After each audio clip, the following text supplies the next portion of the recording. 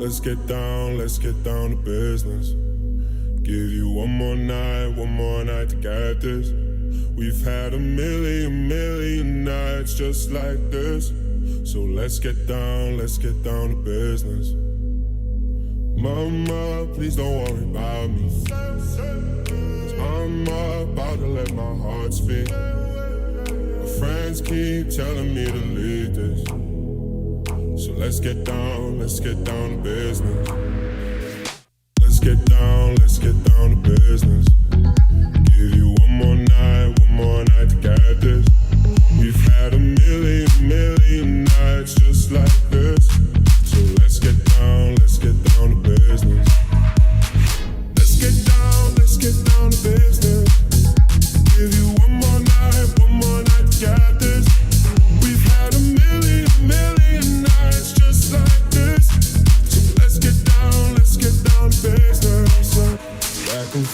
Back and forth with the bullshit. I know I said it before, I don't mean it. It's been a while since I had your attention, so it might hurt to hit it.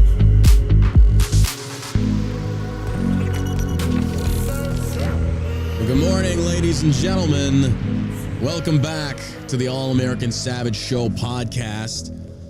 Appreciate you being here today with my beautiful heterosexual bearded partner Josh over there operating the controls. Oh, today is going to be a very, very interesting episode. Very interesting episode because there's a lot that has been going on in the Twitter world, on Truth Social, and it just seems like the reasons that we have all this drama going on right now have got to be the dumbest reasons imaginable. Today is going to be a show. I'm going to go ahead and just pre-warn you right now that I'm going to piss off the right just as much as I piss off the left. Because once again, ideals come into play and we have to hold true to what it is that we believe. But the difference in today is I want to take more calls. I want to get you, the listener and the viewers, opinions, because the topics we're going to talk about are on the Elon Musk controversy, which I'm going to go into, the Trump trading cards fake announcement that we're going to get into, and then some other side issues. But those being the serious or the center point ones, the center point, because there's a lot of free speech topics that need to be discussed, because I really feel this is going to shed some serious light on what we believe to be actual free speech and what is actually not free speech. And again, it's a very slippery slope. And I'm telling you folks, I went home yesterday with this just in the forefront of my mind. You can ask my girlfriend, she could tell you I was on my phone half the night, just digging, reading comments, trying to put pieces together to kind of see where it is that I stand on being a free speech absolutist, or am I not? And the jury's still out on this. I've been doing a lot of reading, a lot of back and forth. But today, I want to open it up to basically explain to the viewers and the listeners where I'm at in my decision-making process, what I'm thinking, points, counterpoints, the whole shebang. And then I want to bring up some examples of what Elon has been doing and what people are calling for and yada, yada, yada. So from that being said, I want to first say welcome to the show. Thank you for being here. If you could do me a favor, hit that plus or that like button on Rumble to help us boost the algorithm. It gets our video shot up to the top of the webpage, which helps grow our audience. And we really appreciate that. And as you also know, this episode is brought to you by shellshockcbd.com. Code JOLLY for the rest of the month is going to save you 25% off of the sample packs. This includes the Rack Out gummies, the Delta 8 gummies, the Delta 9 gummies, the Fallout gummies, the gummies that are going to get you high, help you sleep, reduce anxiety. We've got THC and THC free. Well, if you want to try it out, use code JOLLY at shellshockcbd.com. It's going to save you some money. And a sample pack's like $5 as it is, so you're not really spending a whole lot of money here. You're winning. You're winning. You're just going to be so tired of winning, folks. But before we get into it, how was your evening? It was good. What were you up to? I cooked the backstrap from the deer last night for the first time. And how was that? It was good. It was really good. You liked it? Yeah. That's awesome. My daughter doesn't care for it, but my son loves it. Oh, bro, it's tender. It's juicy. Yeah, it was good. And it's not like the normal steak that you see, like, say, from a cow. It's a different kind of cut, if you will. So when you see it, you're like, that doesn't look like normal steak. It's like, no, it's even better. It's good. Oh, it's so delicious, especially if you do it right. Pretty excited about it. Yeah.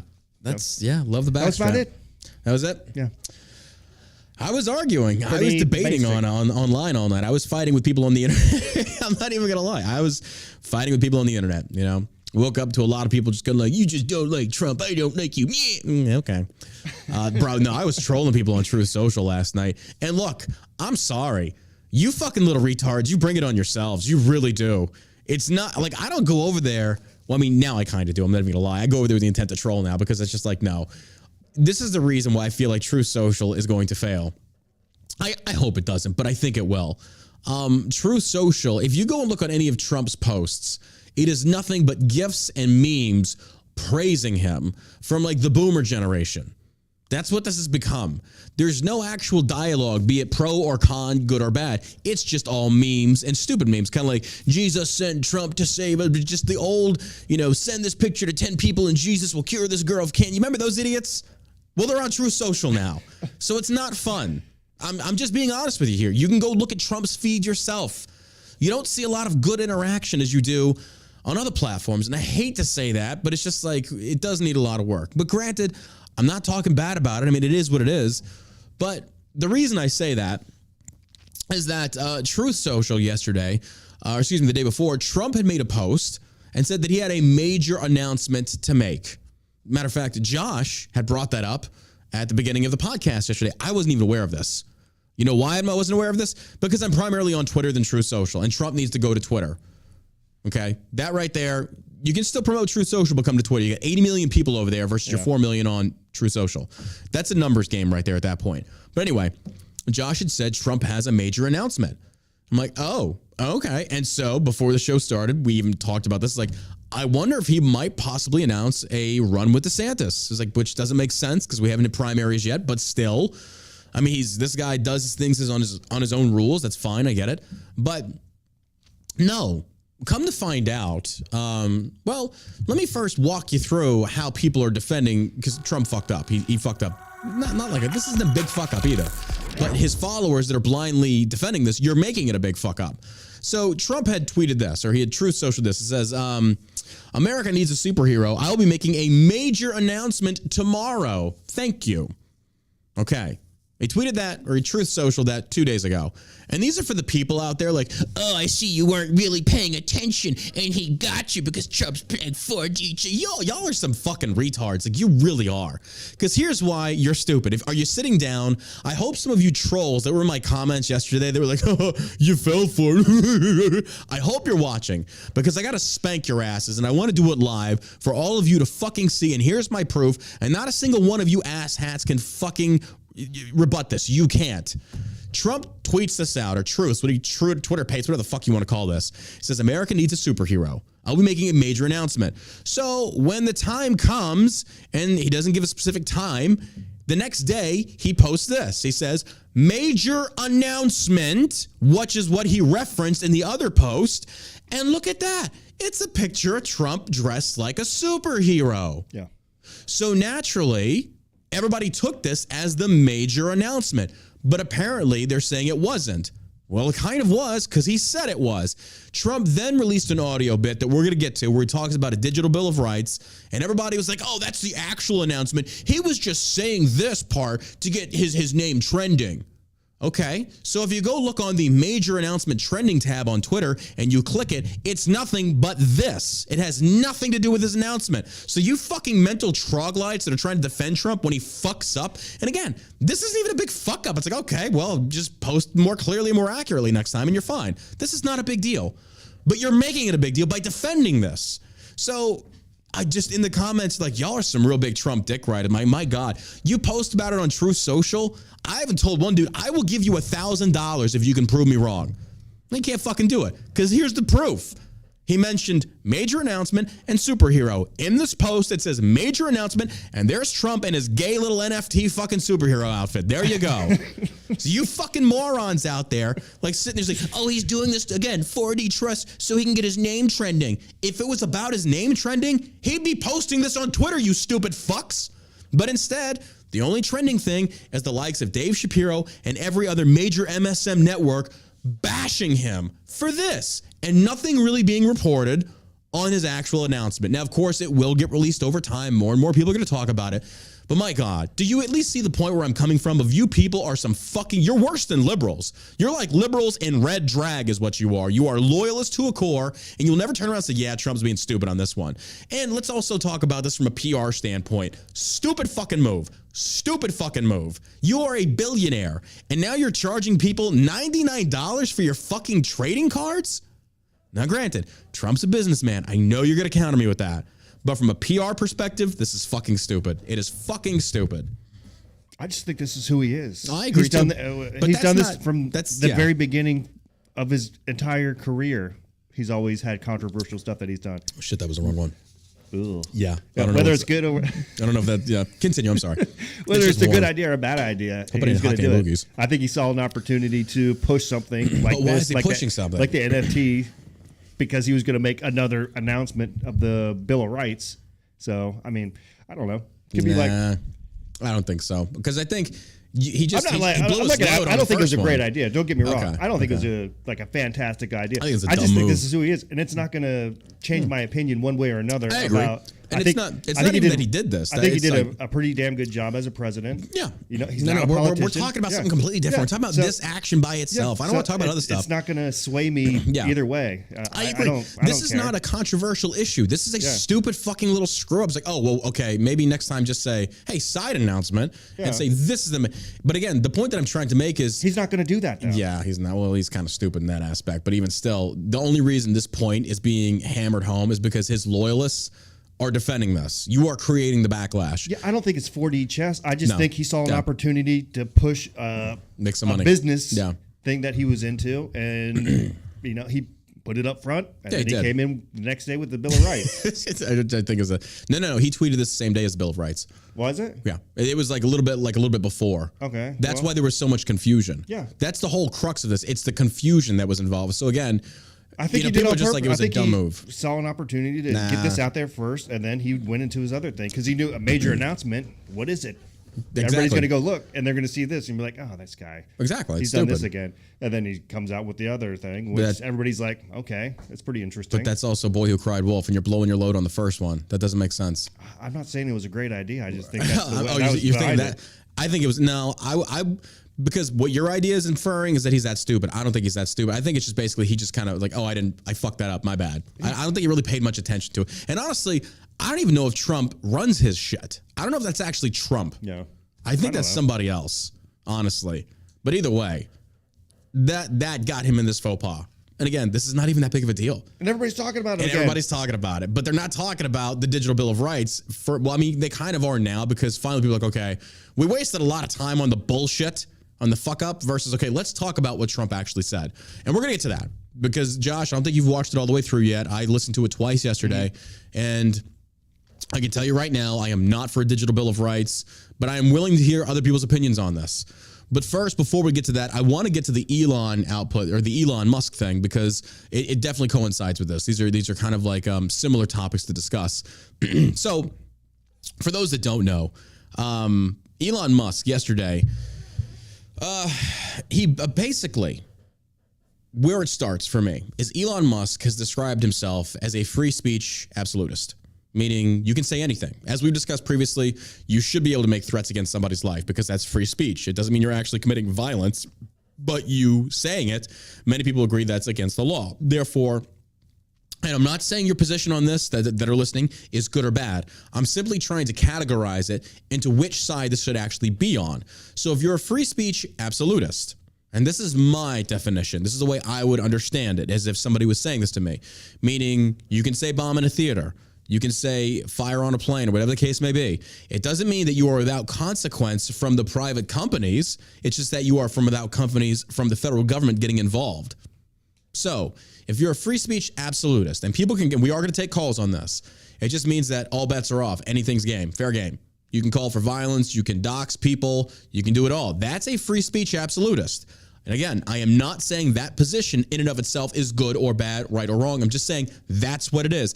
Then there's the opposite side, or more of a middle ground, that feels like doxing, threats of violence, are against the law. It should not be protected speech. Where I feel is where a lot of people are standing today, and I'm not saying it's right or wrong, I'm just saying it's a position.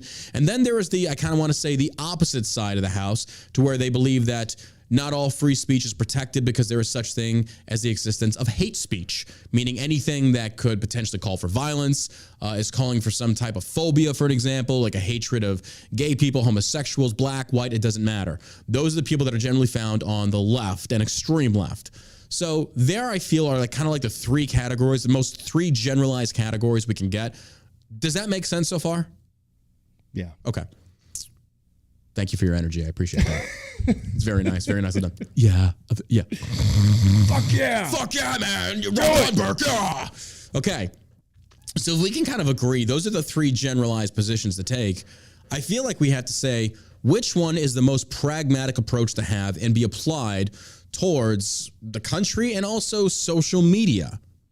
So the reason I've described those three positions is Elon has classified himself as a free speech absolutist. It's what he's tweeted in the past. The issue that I take is that that's not the category he fits into.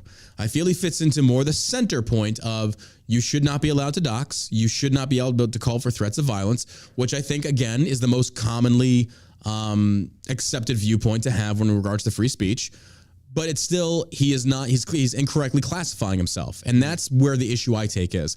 It's not that I care about what he does on his platform. It's the fact that I feel like he's using the wrong label, because this is a very slippery slope. When we start using terms such as free speech, absolute, and all this stuff, but you're not, people are going to get confused on this. Like, well, then what is a free speech? It's like, look, it's kind of like the Second Amendment.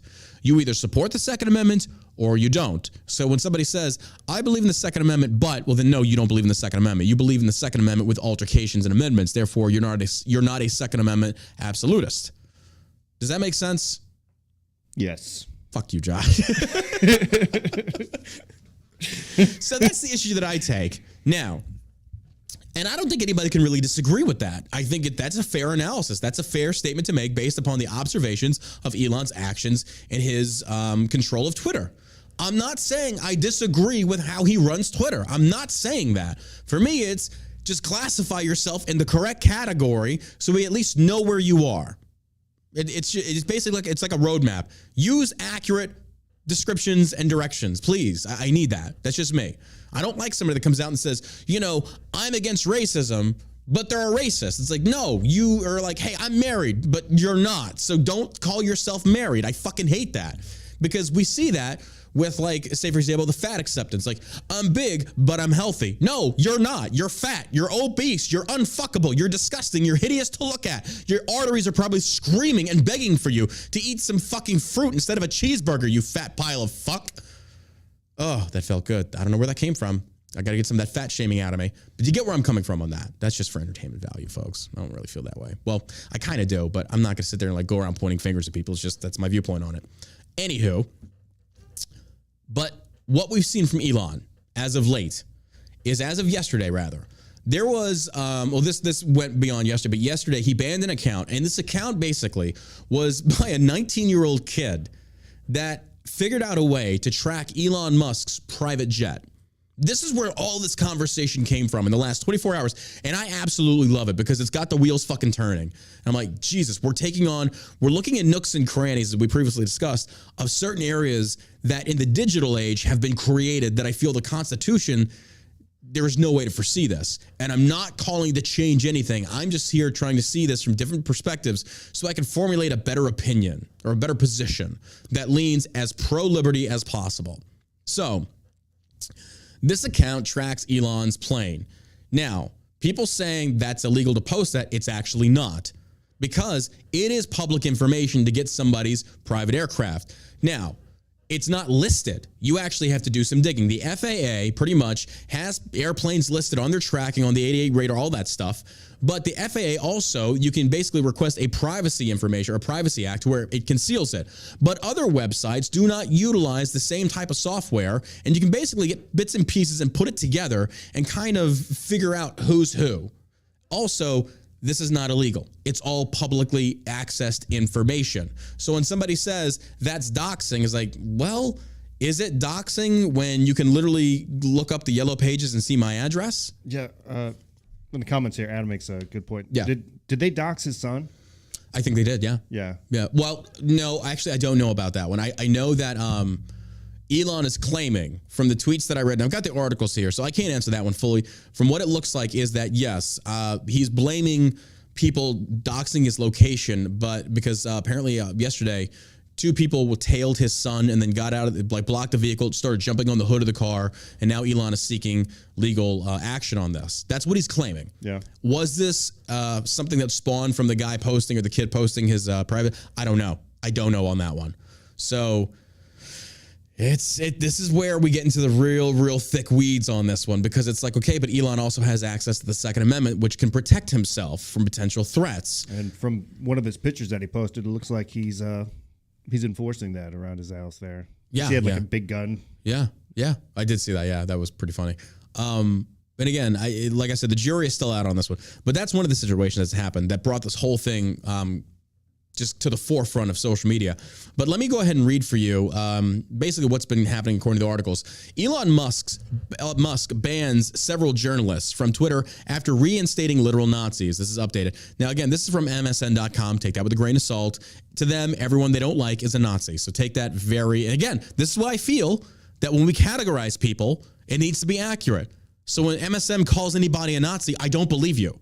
Because in your world, Nazis are people that just don't agree with your political philosophy is all that really is. They're not actually Nazis. Yeah. That's the thing. That's why I feel like when we categorize things, they need to be accurately categorized. Otherwise, we conflate meanings that don't actually mean the same thing. Those were the comments that were floating around on Twitter yesterday from some of the blue checkmark liberals people are getting, journalists are being suspended. Those journalists. Actual Nazis are still like. Where are the Nazis? Actual Nazis. What are you talking about? Yeah. Like, prove this guy's a Nazi. Yeah. I agree. For me, anybody's a Nazi. I mean, it's a pretty... You're a Nazi. Yeah, I know. You don't like what I say, you're a Nazi. Nazi. Springtime for Hitler and Germany. A great movie. Anyway, well, apparently, when Elon banned that account, Elon also offered this kid $5,000 to take down the account. And this is a smart 19-year-old kid. And the kid said, no, I'm having way too much fun with this. Elon bans the account. Well, the kid apparently has a Mastodon account, which is the rival, I guess, of Twitter for the leftists, which is going to fail. But apparently that kid has an account over there, and he's posting Elon's jet location information over there on that account. So then people on Twitter are trying to take that link, post it on Twitter, so kind of like do a dox, I guess, a dox by proxy, if you will, and Elon is banning those accounts as well. And people don't like that. And a lot of journalists are trying to cover the story, but they're doxing Elon in the process, and Elon is banning them. So, for example, I wonder what has happened to him to make him so on edge now. So obviously his life has to have been threatened at some point in time. Probably something that he hasn't released to the public. Yeah, I would imagine. He's not stupid. Yeah, he's not dumb. There was so much this stuff that's going on. It could lead to something that could harm him or his kid. I think they're trying to scare him into shutting up. Yeah, and folks, we haven't even. If it's the FBI. It's a very powerful arm of government. I'm glad you said that FBI, because we talk about this digital Bill of Rights. The FBI is going to be involved. So there's a lot to this. But to go back to the main point, though. That may have been a stupid kid that had posted that stuff or was smart enough to find his location, but he may not realize the ramifications of the harm that he could cause this guy and his kids. True. So, I mean, if you're a journalist, you use some common sense. Yeah. Well, again, Elon bans them from the platform. And again, this is his platform. He can do as he says. I mean, didn't the left say that if you don't like it, go build your own platform? Well, Elon didn't. He just bought yours. And now he's doing what he wants. So journalists are intentionally, I wouldn't even say unintended, but they are intentionally doxing Elon in the form of writing an article.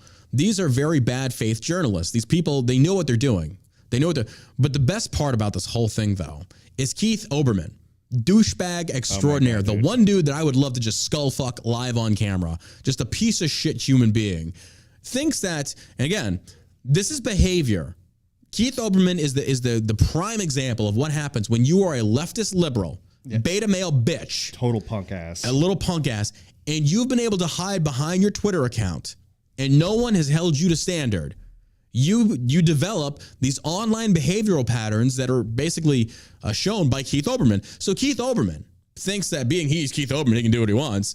He says, hey, guys, I got a great idea. How about we post the links from these other places that are doxing Elon, blah, blah, blah, blah, blah. Boom. Elon nukes his account. Yeah.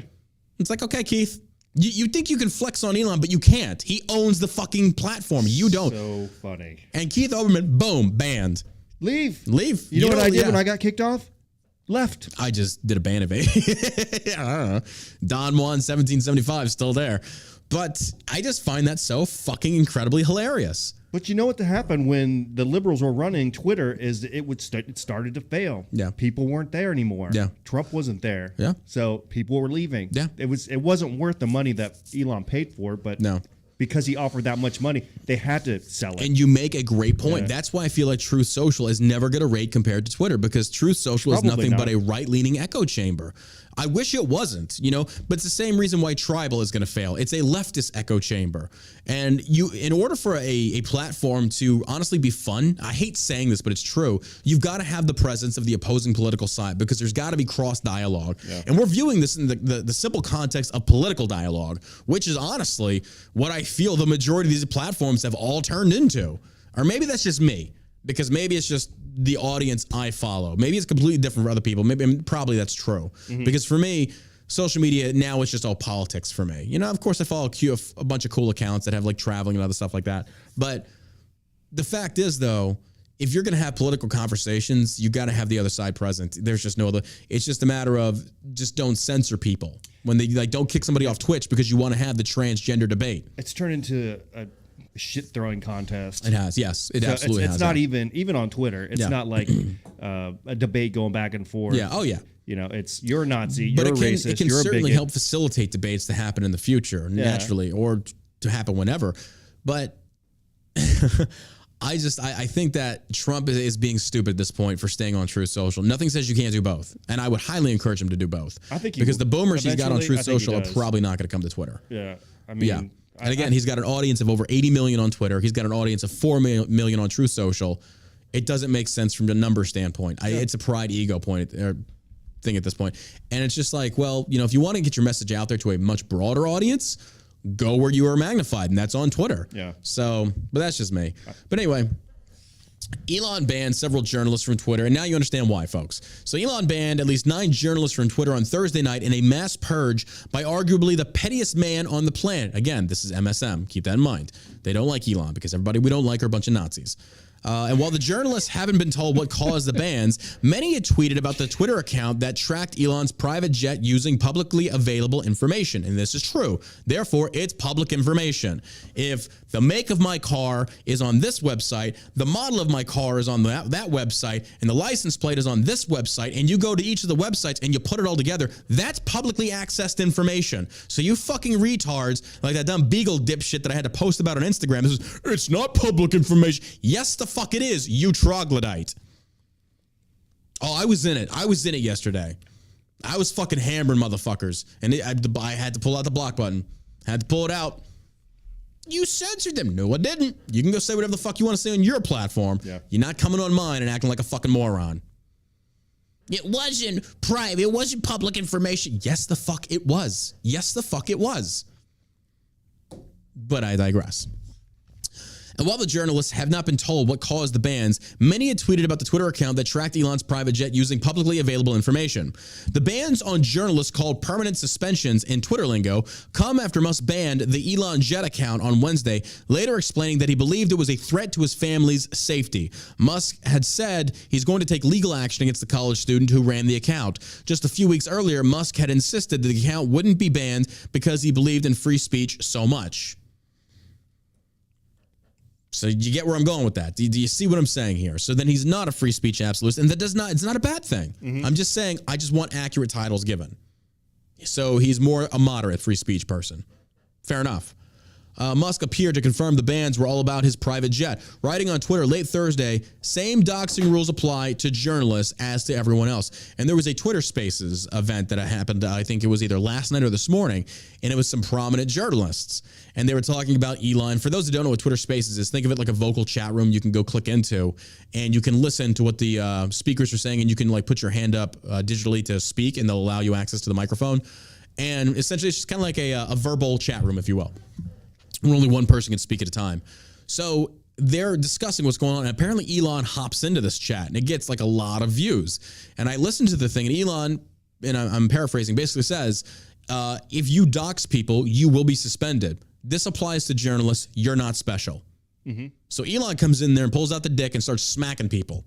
And these journalists try calling him on it, and they're getting suspended. Feel free. These are the rules. He owns the platform. You don't like it. Go to Tribble. Go to Tribal. Tribble. I don't. Whatever. Go to Tribble. So yeah, that's what's so funny to me, and that's where all of this started from. That's where all of this started from. Was like, oh my God, he's banning journalists. He's against the First Amendment. It's like, he's actually not. It's his platform. He can do what he wants. It was just hilarious. Oh, it's fucking great. Like, just Keith Olbermann, that made my day. To see the meltdowns was just amazing. Like, the more they posted screenshots of accounts that were banned. Yeah. And suddenly, just like that, the left cares about censorship. So hilarious. Like, you guys. Just like that, they fucking care about censorship. You lying, cock-sucking little fucking hypocrites. Stop complaining. When Daddy Elon comes in there and swings the big dick of fucking, digital justice, you asshole suddenly just start screaming for the sky and the pronoun people start melting. It's the greatest thing to see. He shouldn't be allowed to do this. He reinstated Nazis. What happened to like 3 months ago when you're all like, well, if you don't like it, you can go start your own platform. Well, he didn't necessarily do that. He just bought yours, bitch. That's the way it worked. And you don't like it. And it's the greatest thing ever. Fuck, just talking about it right now, my penis is so hard. This is the greatest thing since sliced bread and fucking Pornhub. Okay, I'm done. Oh my God. It's true though. It's true. You nailed it, buddy. Fucking nailed it like a $3 hooker.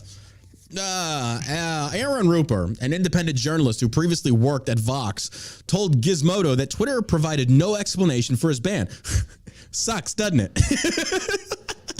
Yeah. I got to do that meme of the fucking guy with the rope around his neck is like first time. I know. I was like, yeah. What? Yeah. Welcome to the fucking show. Welcome to the fucking Thunderdome, bitch. It's like a lot of you have never been banned on social media, and it shows. TM, John Burke. It's like, bro, I can give you I could write a book on suspensions and bans. I'm like the herpes of social media. I will not leave. They can get rid of me all they want. I'm coming back, baby. Mm-hmm. Twitter no longer has a communications team for Gizmodo to contact, but Twitter's head of trust and safety, Ella Irwin, told Verge's Axe Health that these accounts were supposedly putting people at risk. Without commenting on any specific accounts, I can confirm that we will suspend any accounts that violate our private policies and put other users at risk, Irwin told The Verge. Below, a list of the journalists who have been suspended, which Gizmodo will update as we learn more. They're really acting like this is the end of the world, aren't they? I know, and I absolutely love it. Hey, it's like you realize they just kicked Donald Trump off, who was the president of the United States. Exactly. Right? So, God, fucking nose is itchy. Matt Binder, Mashable. Drew Harwell, Washington Post. Excuse me, Steve Herman, VAO News. It's Going Down News, independent site. Michael Lee, The Intercept. Ryan Mack, New York Times. Mastodon, social media site. They got banned. Oh, it gets better. It gets better, folks. Keith Olbermann, formerly MSNBC. Donnie O'Sullivan, CNN. Tony Webster, Minnesota Reformer. Those are all the journalists. Keith Olbermann is not a journalist. That's what happened when they got banned. Can we get a moment of silence for all the banned journalists over on Twitter? There you go. There you go. There it is, folks. Curiously, Matt Binder was able to join a Twitter Space conversation with journalists on Thursday night. Despite being suspended, Binder said he can't see his notifications, DMs, and he can't tweet, but he's able to speak in a Twitter Space. Binder said he received a notification that his account is permanently in read-only mode. Jack Sweeney, the 20-year-old college student in Florida who ran the Elon Jet account, also spoke during the Twitter Spaces conversation with journalists. Sweeney speculated that journalists were being banned because CNN Donnie O'Sullivan had reached out to the LAPD, which claimed a police report had never been filed about an incident involving someone supposedly stalking Musk's 2-year-old child. He says, I think it all started with that Donnie O'Sullivan. He put that thing where they said they didn't file a police report, Sweeney said. The Twitter Spaces conversation hosted by Notopoulos continued after Musk left the chat, but appears to have been killed around 12:13 a.m. ET on Friday, as Notopoulos was mid-sentence. Musk had previously called himself a free speech absolutist, but Twitter rules have never been more restrictive than since he took over. Okay, that statement is true and false. He's called himself a free speech. This is true. The rules have never been more restrictive than, no, they're not. The rules just haven't favored you. Yeah. These rules don't favor you. Mm-hmm. These rules he's applying are fair and balanced across the board. I'm pretty sure if they weren't, I'd be complaining about it. Yeah. But I'm not. I'm saying, no, these rules are pretty much fair. I can agree with this. Mm-hmm. It's his platform. So that's the funny part. And where I started fucking pissing off people yesterday, which I absolutely love to do, and this one wasn't even intentional. I posted the meme of the astronaut holding the gun at the other astronaut facing the world. And on the world is the logo of Twitter. And then the middle astronaut says, so it's not really free speech. The astronaut behind him is basically Elon saying it never was. That's not me casting stones and not being an actual free speech absolute. That's just simply saying we need to reject this idea that any social media platform is going to have free speech. It's just not possible. Yeah. And people that keep screaming this at the sky are like, we need free speech on the. So then free speech means that you are for free speech, right? An absolutist. So then you're okay with child porn being on there? Well, no. Well, then you're not a free speech absolutist when it comes to social media. Mm-hmm. Therefore, what are you screaming about? There have to be. So instead, and the reason I say this is that we need to divert the conversation. Instead of talking about whether it be free speech or not, we need to start talking about like common sense terms of services that I feel a company could implement. For example, no child pornography. I feel like we can all agree on that one. Maybe I'm wrong on that. Well, actually, I'm probably wrong. There's probably a lot of leftists out there going, oh, damn, barnacles. Yeah. But I think 100% no child no pornography. I think that's fair. But now, again, it's going to be left up to who owns the company. Who owns the company? Who owns the company? And however the people, they want Twitter to be run. Yes, they're going to lay out their terms of service. I agree. They say, yeah, we're for free speech up to a certain point. Yeah, that's fine. Yep. And, as long as you can talk about the biggest thing for me is being able to go someplace, get information, get accurate information, and that's it. Not be lied to. But I agree. I mean, I agree. Everything. But that's where I pissed off people last night. And so people in the comments like, so you don't think Elon should be allowed to do this? Like, that's not the point. And so maybe I'm kind of like, wait, am I being clear enough with this? Because I know sometimes the points are in my mind don't translate so well in the meme or maybe in the post, or maybe it's because I didn't cover the whole thing. So let me be clear. It's Elon's company. Yeah. Do whatever the fuck you want to do with it, baby. I am all for it. Yeah. I don't care. Just like I feel Facebook, same thing. Until government starts reaching in and takes control, then you're not a private company. Yeah. So let me make that clear.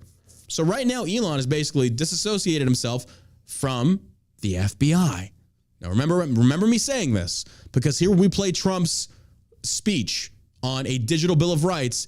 That little FBI is going to come back. And the reason why I don't want the government projecting rules onto private companies, even more so than they already do.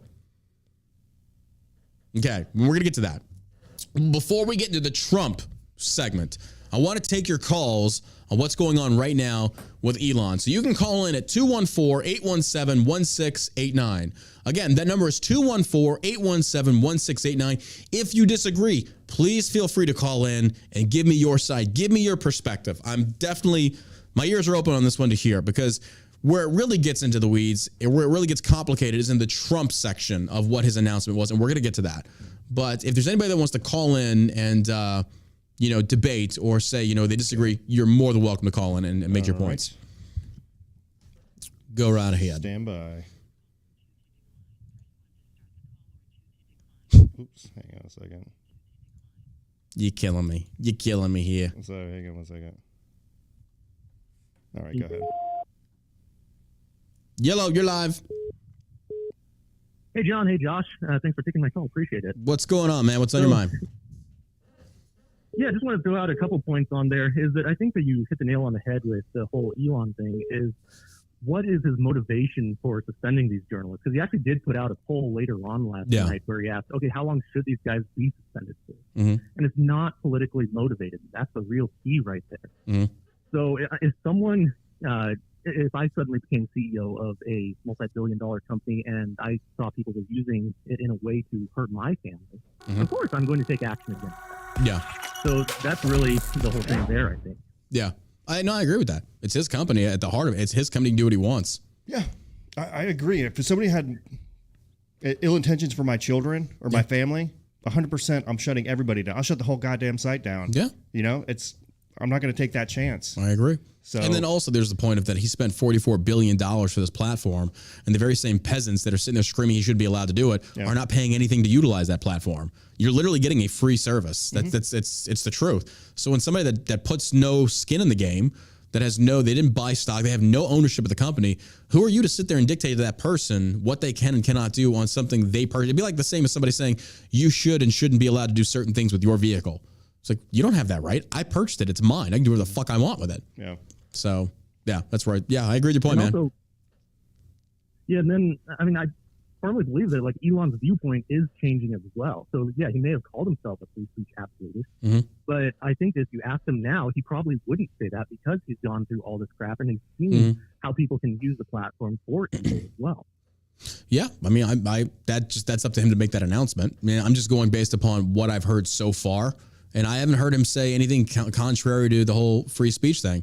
So, and again, I'm not saying he's wrong for this. I'm just simply saying that I feel like we need to differentiate the differences between somebody that is a free speech absolutist and somebody that is not. And like I said, yeah, he 100%, he probably has. Elon's one of those people that he has openly admitted when he's had his viewpoints change, which I do respect about him. That's a good thing to have. And yeah, I would agree. I think that his viewpoints are changing now because he's seeing, which the other thing though, that does make me curious though, this isn't his first time. Elon's been famous for a very long time. He's had a massive Twitter following. I don't think, maybe it's just because of the increase in the probability of him being targeted has drastically increased with his massive exposure now. I don't know. But I don't think this is the first time Elon's probably had to deal with something like maybe a stalk or anything like that. So to say his viewpoints changed, I don't know. That's a good question. Only he can answer that. Yeah, it's hard to say if they used this exact way, though, to target him before. Yeah. If I could just throw in one quick more point, I know you guys haven't gotten to it yet, but on the whole Bill of Rights thing, on the virtual Bill of Rights, it's like the reason why our current Bill of Rights stands is because you have to get like 3/4 of the states to ratify it, any amendments to the Constitution, which is never going to happen. And then you have the Second Amendment that's going to guarantee it. So it's like, are they going to build that into it? There's no way to. Bro, I'm telling you, you're leagues ahead. Yep, you are leagues ahead. These are all the things that I wanted to get to because it's not so simplistic of, the government's going to come out with this Bill of Rights and it's going to be what we all want. It's like, no, it's not. And yeah, you definitely get ahead of the conversation on that one because I'm just like, I was telling Josh earlier, it's like, okay, so who's writing this Bill of Rights? Is it our current elected representatives, which are, again, the right is just inundated with neocon rhinos. You want them up there negotiating and defending and saying, this is what we want in this digital Bill of Rights. I wouldn't rely on them to fucking negotiate dealing, like purchasing a can of fucking beans. These people are incompetent. They're useless and spineless. Democrats they're swinging hard right now. Republicans, they're still, my God, you got an ex-speaker that's over there crying over Nancy Pelosi. We have beta bitches in suits. So we're sitting there saying, yeah, we want fair representation on social media. These are the people that you really want to throw in there defending you. And then that's just one downfall of this. There are much more important and I think constitutionally aligned points to be made.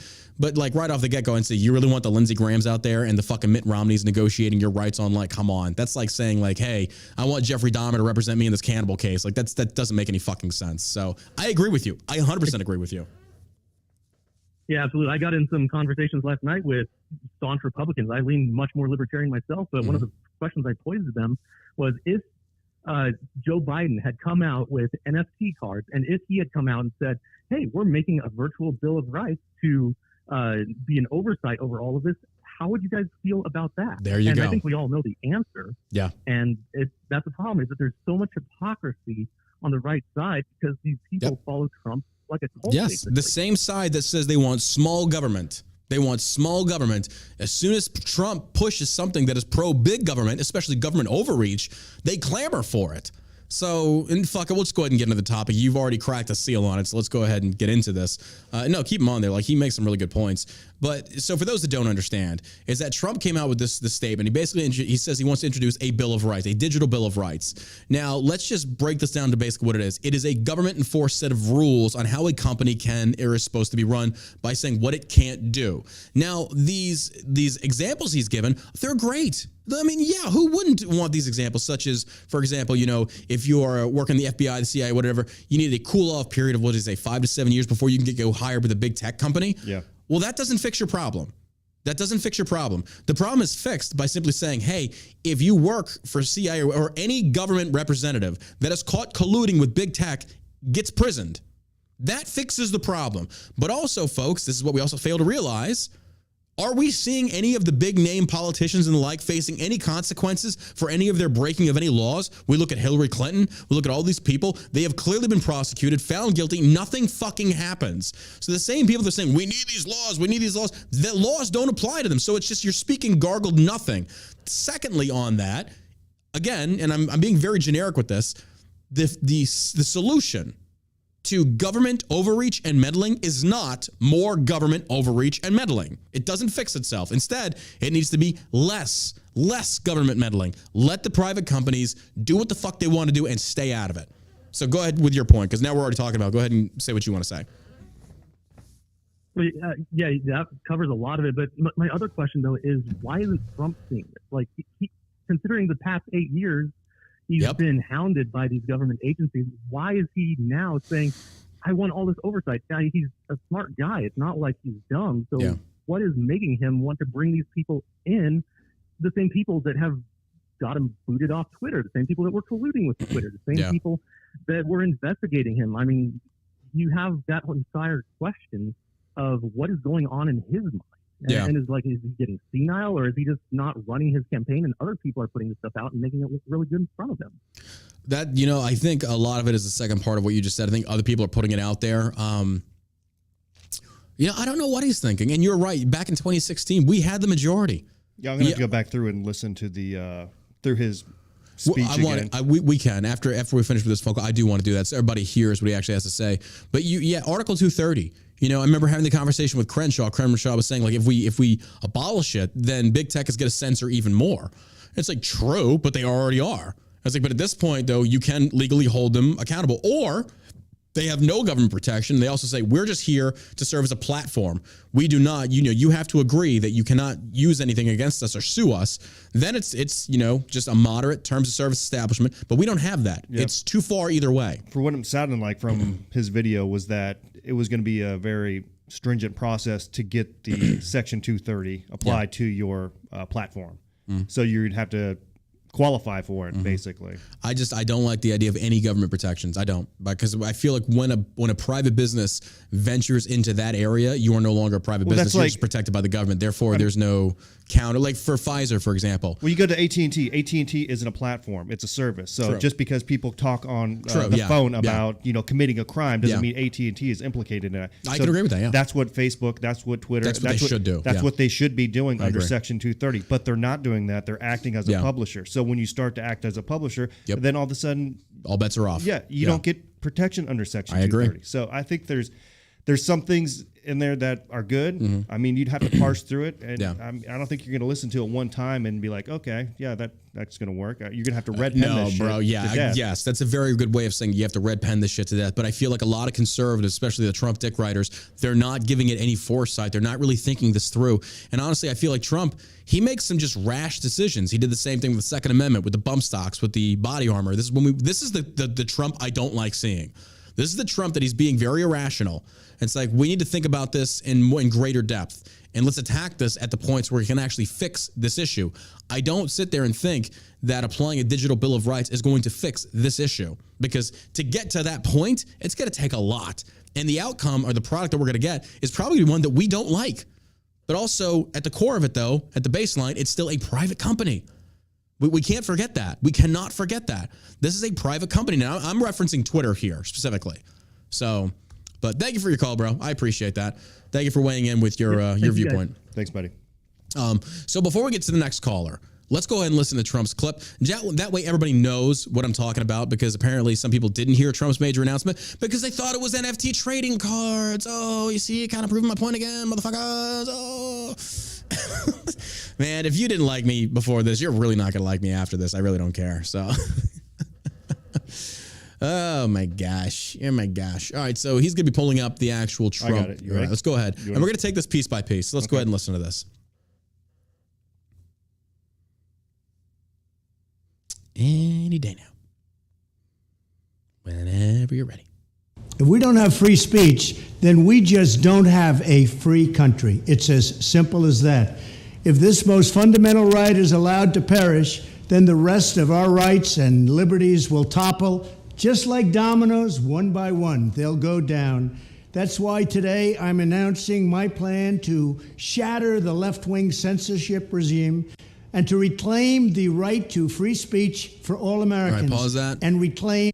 All right, left-wing censorship. We've already seen with the drop of the Twitter files, the right was doing it as well.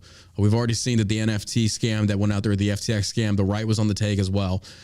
Look, we cannot try and categorize this into left versus right. Yeah, when you Both of these agencies are known for doing this. So when Trump's trying to essentially say, we're trying to go after the left, it's fair enough. And he's used this tactic in the past, his hatred for the left so much that people unify behind him by being the spearhead against the left. But they also said that Trump's team was also trying to do the exact same fucking thing on Twitter. So, from what I understand, what his team was talking about was why their people were getting banned and suspended from Twitter. No, yeah, that's true too. But also in those Twitter files, there were things of basically where it said that people were essentially colluding with the government, that were conservatives trying to do the same thing, suppress things. Because in the Twitter files, you can read it. It says it right there in the emails. That author, or that journalist, that Tabibi dude, he even came out and said that. And they had this on proof. So again, more so to the left. This is true. That's what they admitted, said this was, the censorship was regulated heavily against the right, but it did exist from the right towards the left. Therefore, if both sides are taking part of this, it's corrupt. It bears saying, too, that these companies are left-run companies. Oh, yeah. For God's sakes, Google came out after Trump won and had a big cry seminar because he was elected, and they felt like they let the country down because they allowed him to get elected. What does that tell you when somebody says they allowed him to get elected? They didn't do enough to keep him from getting elected. Yep. It means they're willing to meddle in an election. It was proven Twitter did. Right. Yeah. So if you don't think these other platforms are doing what they're doing, they all do, left-leaning companies. 100%. We know that. So I don't think it makes a single bit of difference from them, the Trump administration, contacting Twitter and saying, yeah, this is false information. Why is this person suspended? And that kind of stuff. So having the Democrats, all it means is that they would just resort to this. I'm not saying, well, okay, let me put it this way. If participating in the same thing you accuse the opposite side of doing doesn't make you any better, it just means you're playing the same game. I'm not saying that they're not right for doing what they did, but let's just, again, attack us at the core. The point still being that there should be no government involvement in private enterprise like that whatsoever. That's the point that I'm trying to make. So if both sides do it, therefore none of us should be allowed to do it. If the Biden administration or the Biden presidential campaign administration, they tap Twitter and say, the Hunter Biden story, that's a lie. And they say, okay, let's suppress it. But it shouldn't be allowed. It wasn't a lie. Exactly. It shouldn't be allowed. That is, yeah. So I think it's bullshit. And we all saw, but again, who helped facilitate that? Yeah. The FBI. Yeah. The same FBI that didn't Trump at one point call to abolish the FBI? Or do I have that wrong? Because now Trump has changed his tune to where it's like, we need to fire the bureaucrat. No, you need to abolish it. And Trump, let's continue, because this is what pisses me off. It's like, we are not addressing the core fundamental issue here. We are addressing the cosmetic repercussions of what's causing this. So it's like, yes, we're going to fix this by chopping the tail off the snake. No, it's just going to grow back. Let's continue.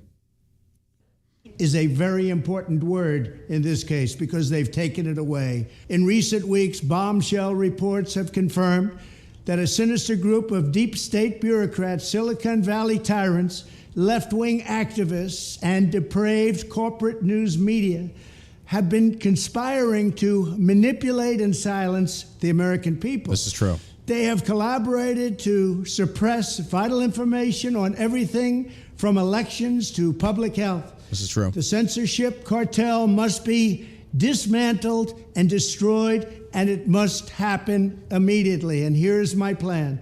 First, within hours of my inauguration, I will sign an executive order banning any federal... Okay. There's something we also have to take into account here with Trump is making this announcement.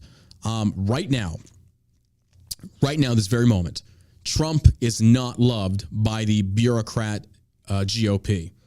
The Romneys, the rest of them, the McConnells. The swamp. Let's not even call them the swamp. I feel like these are prior to the Trump administration. I'm watching Ted Cruz. I want to see which side Ted Cruz stands on this one because I feel like Ted Cruz is a perfect example of prior to Trump's inauguration was anti-Trump. Now that Trump took over, Cruz became a Trumper. Okay? So I want to see where people are standing right now with Trump on the outside of the GOP establishment. I'm not saying the GOP itself. I'm saying if we have two circles, the inner circle is the GOP establishment. Trump's not there. Trump's on the outer circle of the anti-establishment. So, but I hate to say this, but it's the establishment that's got a lot of the fucking pull right now.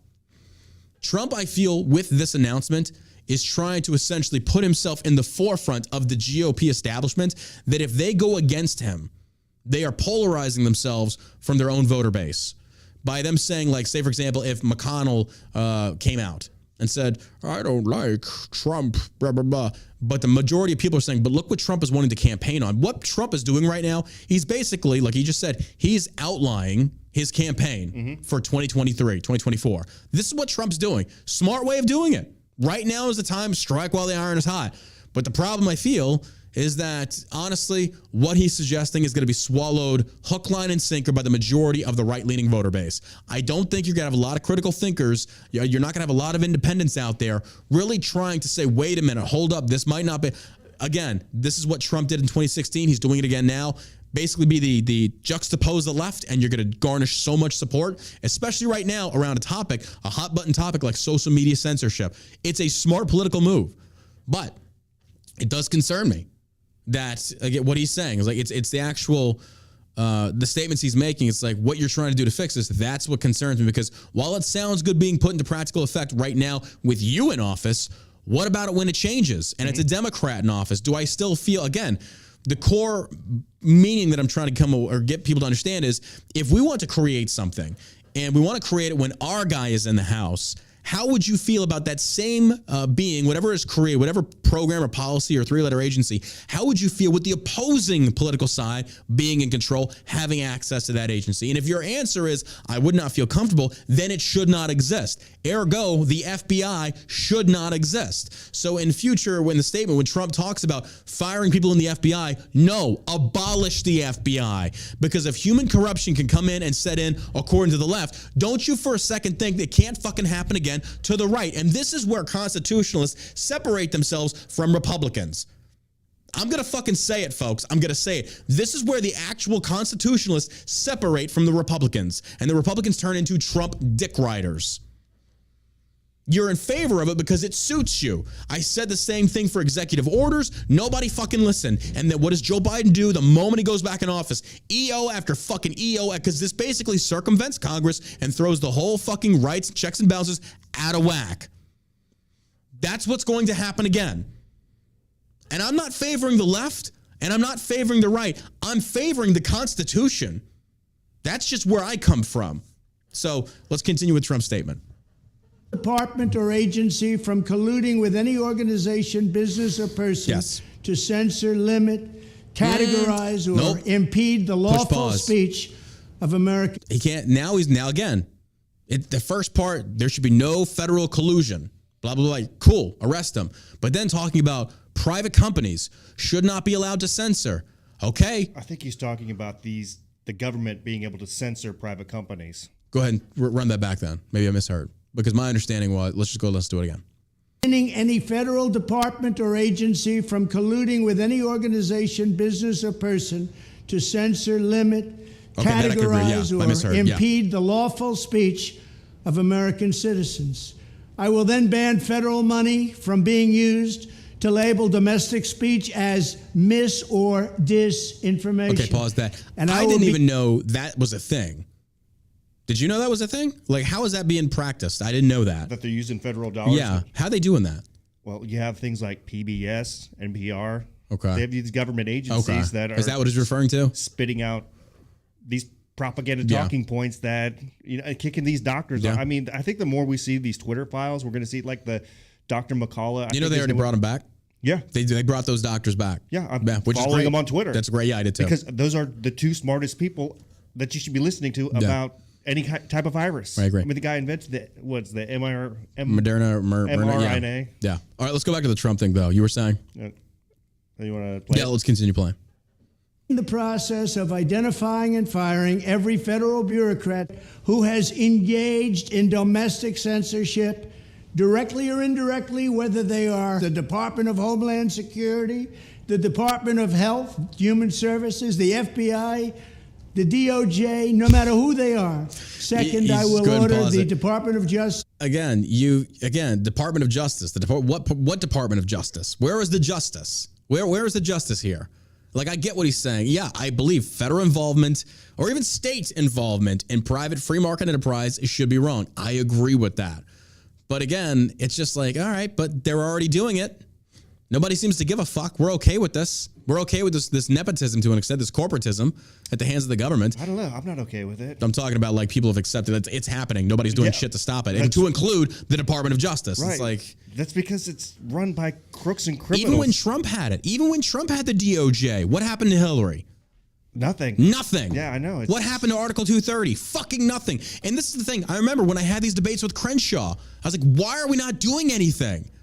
Because, and I'm going to say it didn't impact Trump nearly as much as it does now. Now Trump has some skin in the game. What about all the accounts prior to that were banned prior to Trump? Nothing. Fucking nothing. That kind of pisses me off. I'm not going to lie. Was it more of a thing back in 2015, 2016? What? The censorship? Yeah. For me, it was, yes.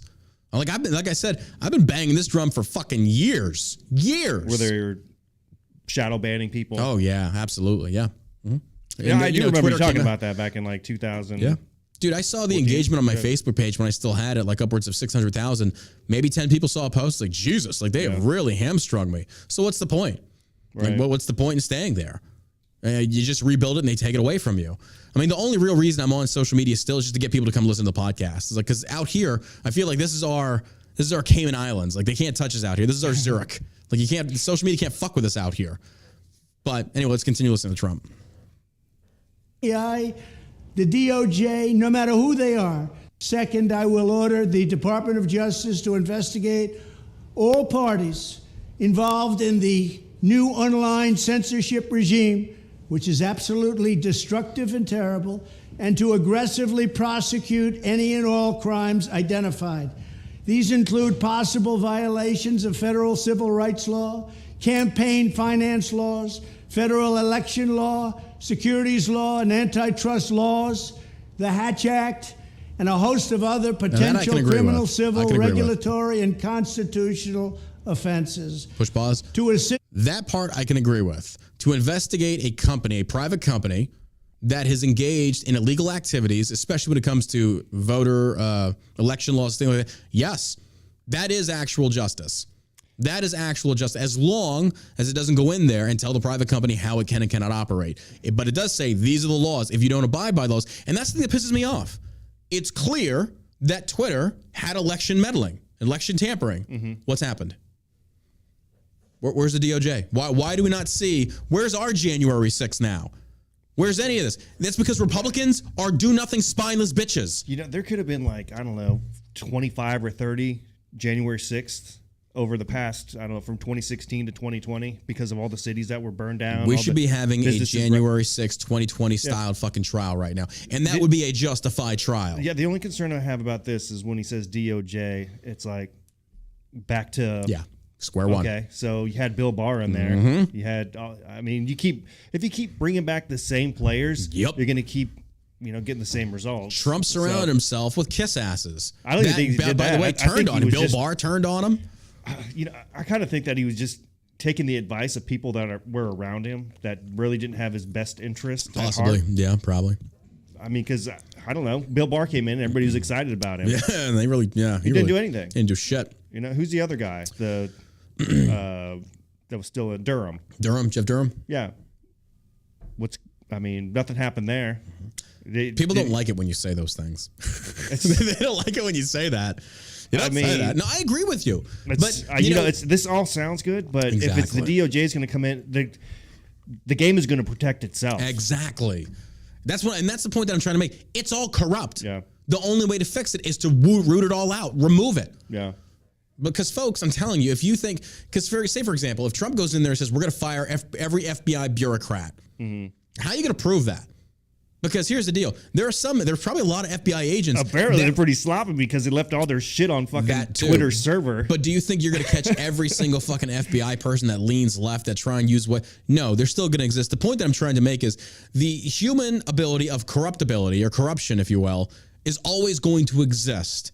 Granted, we're always going to, there will never be a government that is created in the history of this universe that is without corruption, because human corruption always exists with mankind. I think the better question is, what is the best type of operational government we can have with as minimal corruption as possible? Now, with that being said, I don't think that applies to three-letter agencies, because I feel like a lot of these three-letter agencies were birthed into existence for the feigned belief that they're going to provide security while also taking away your freedoms. The FBI being one of them, the CIA, the fucking IRS. Yeah. So when people say, like, hey, we're going to remove as much as the corruption as possible in the FBI, but does it still exist? Well, yes, then get rid of it. Well, what about a government that has the same kind of Well, we need that government to operate. We don't need the FBI. Right. We didn't have the FBI prior to, 35? We were okay. Granted, we have brand new ways of having to deal with fucking terrorism and shit like that, but let the states deal with that. Let them handle it. You'll be surprised. World War I, World War II. In these efforts, I am urging... Fuck you, Trump. When the wheels of commerce start turning, just like with COVID, you had many different companies and organizations start churning out masks and shit. People went to work until they were told not to go to work. But you get where I'm going with this. I just don't feel like Trump's fix is to fire the people within the FBI. It's get rid of the FBI. Yeah, I just don't. The same FBI under Obama that spied on Trump. Yeah. The same FBI that Trump left in place that was actively working against him. And here's the thing. That's not just a Trump call. That's a congressional call. And that ain't never going to happen. That's when Trump is saying these things, you really feel you're going to get the boomer neocons to get on board with, hey, we're going to put forward this bill that says we are going to get rid of the FBI. Fuck no. You know, we have to be pragmatic to an extent. I do think that happens if the right people are elected. So if you get new people in there, like who's that? The lady from Colorado, Boebert. Yeah, Lauren Boebert. Yeah, she seems like the type of person who would be on board with rooting out these type of people. Yeah. Even Marjorie Taylor Greene. Yeah, they would absolutely. Yeah. You know, I think they'd even go so far as to be for the abolishment of it, and I would support them in that. Yeah, absolutely. Because the reason I'm saying they would do that is they're extremists in their viewpoints, not extremists in the sense of terrorism, but they are like hard one way. They're tired. They're sick and tired of the same old bullshit, and you know, I get it to a certain extent to why they say some of the things that they say, because I get it's so especially when you're paying taxes, especially if you're a small business owner and you're employing people, and you see the government coming in and taking tens of thousands of dollars of your hard-earned money and sending it overseas and spending it on frivolous stuff. And so there is no difference. There is no difference in the government stepping in and regulating Twitter than there is the government stepping in and regulating a small business. It's just that we operate in different fucking avenues. Twitter makes its money through ad revenue. We make ours through sales. But I think we can all come to the agreement that the more that the government comes in and intervenes, the more they fuck it up and the more they screw us over. My God, folks, in the last 3-4 years, you saw the disaster that was COVID and how our government mishandled this. Many people's lives were destroyed. Businesses gone. Never coming back. That was because of not COVID, the government's handling of COVID. Yeah. We never even gave science a chance. And the same government, the same people in the FBI and the rest of them, and here we go, the CDC, the FTC, the FDA, all these motherfuckers. And I guarantee the FCC was involved as far as censorship via on the radio and shit like that. Yeah. Twitter, at the behest of the government, starts banning prominent doctors, saying we disagree with this. That is government infringement. Yeah. Those people should be in jail. That's a no-go. Now, here's the other thing. If there was no government intervention, and I really am biting my tongue trying to say this, do we feel like Jack and the rest of them that were leading Twitter? Now, really think about this before people respond.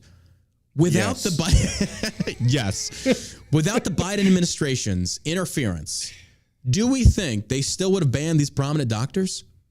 I don't think they would have. Yeah, I don't think so. I think Twitter would have let them be because it would have gotten way more engagement. Because here's the thing, Twitter does not care as much as people think about what's really being said until a whole majority says, well, that's racist. Then they have to take action. Mm-hmm. But if they're getting more people coming to Twitter to engage in discussion and debate and talk and shit like that, that boosts the numbers. That's what Elon's doing right now. His Twitter usage is at an all-time high in the existence of Twitter. Mm-hmm. The entire, it's at an all-time high. So I really feel without the government intervention, I think Twitter would have left the doctors alone to debate. But again, that same FBI, that same groups of people, the FDC, the CDC, all of them, they had a role in this. Yeah. They had a fucking role in this. And folks, the basic principles that I am taking and applying towards organizations like the FBI are the same principles that Milton Friedman took towards organizations like the FTC, or excuse me, the FDA. Go watch Milton Friedman's lectures on the FDA and why it should be abolished. Now, again, we've been brought up to think in a certain way as Americans that we're the land of the free, home of the brave. We're not. We are not free. We do not have free speech. We just don't. That's just the natural order of it. We have to acknowledge these certain things to be true because it does run contrary to what we were raised to believe because everybody's patriots. Everybody loves red, white, and blue, Uncle Sam, Yankee Doodle Dandy, all that bullshit. And then come to find out, we're a country that has a lot of socialist roots in it right now from these socialist programs baked into a capitalistic foundation. And we don't like admitting that, but it's true. And I hate that just as well. But when it comes to free speech, we do not have free speech. We do not. I cannot make an active threat against Josh's life. I would get arrested. That's not free speech. Mm-hmm. That's moderated speech. That's censored speech.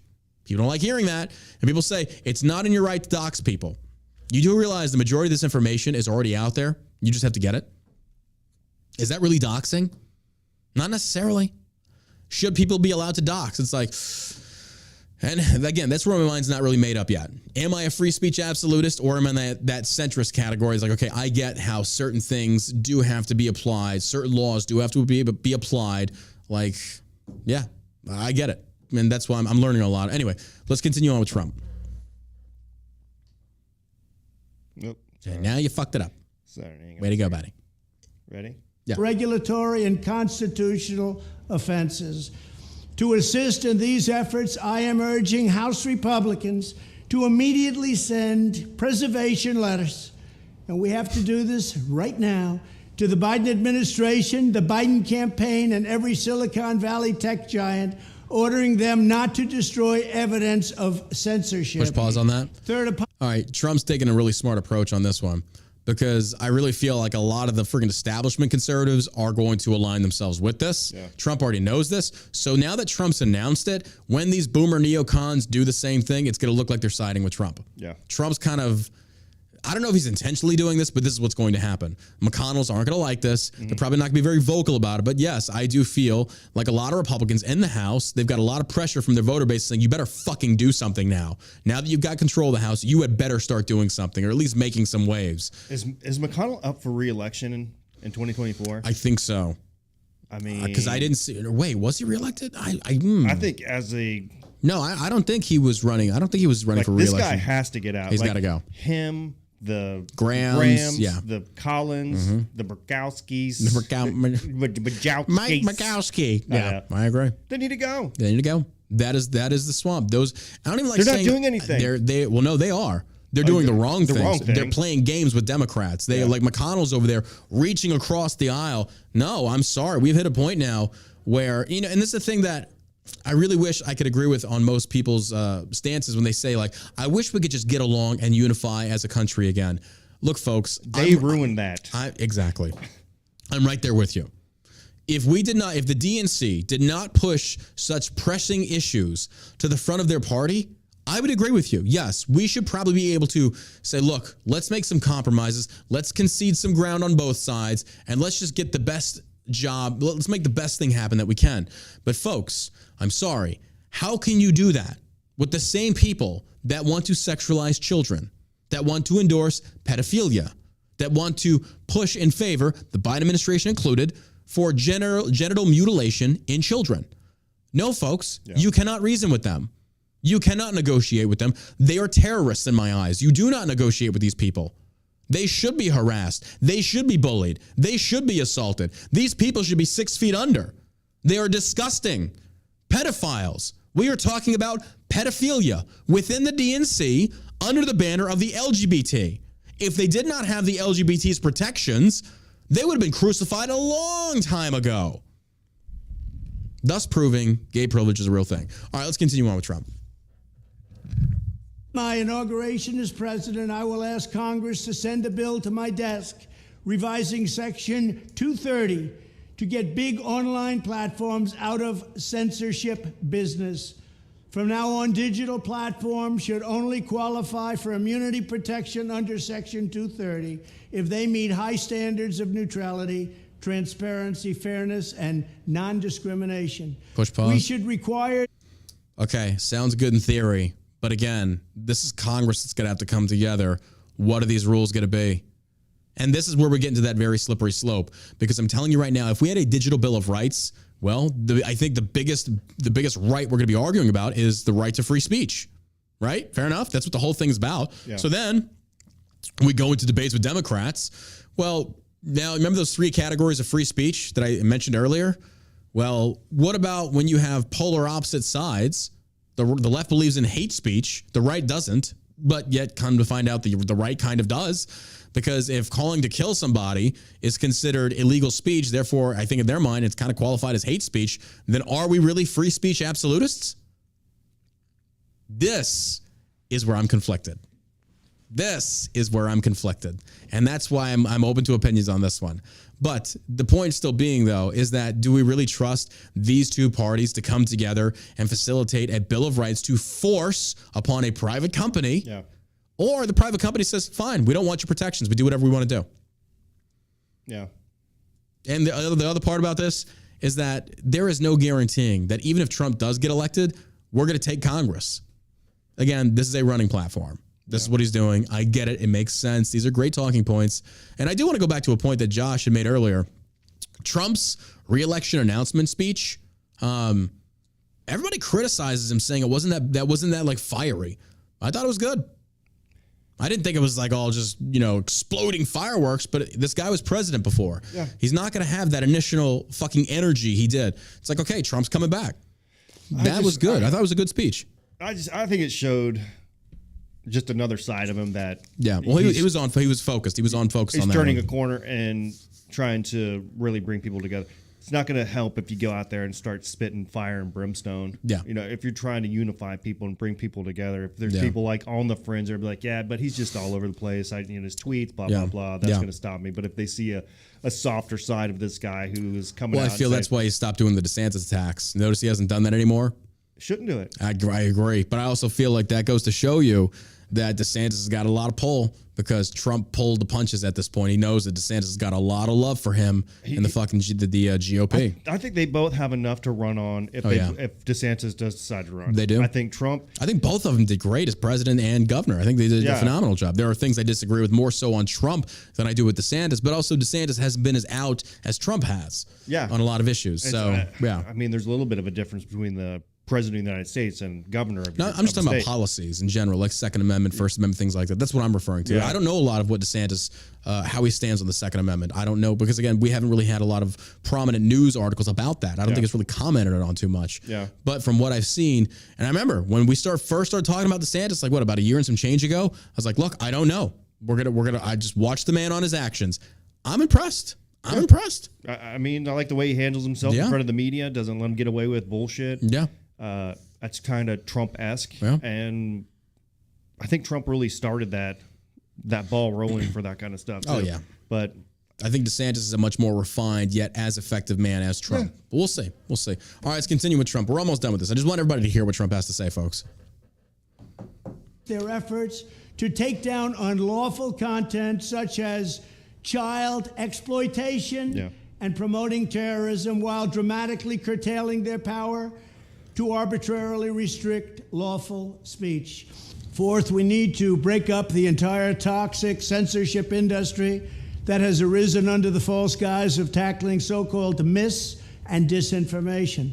The federal government should immediately stop funding all nonprofits and academic programs. That's the federal government shouldn't be funding anything.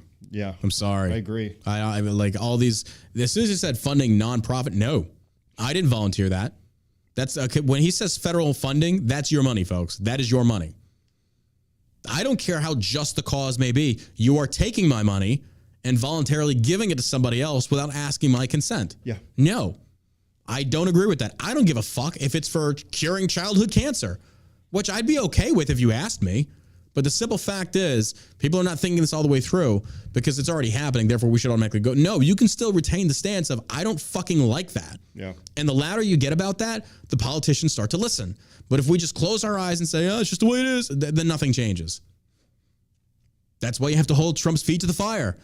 That's why you have to criticize. That's why you have to get ideas out there, get exposed to the masses, win favoritism, win the majority, the voice grows louder, and then they really start listening.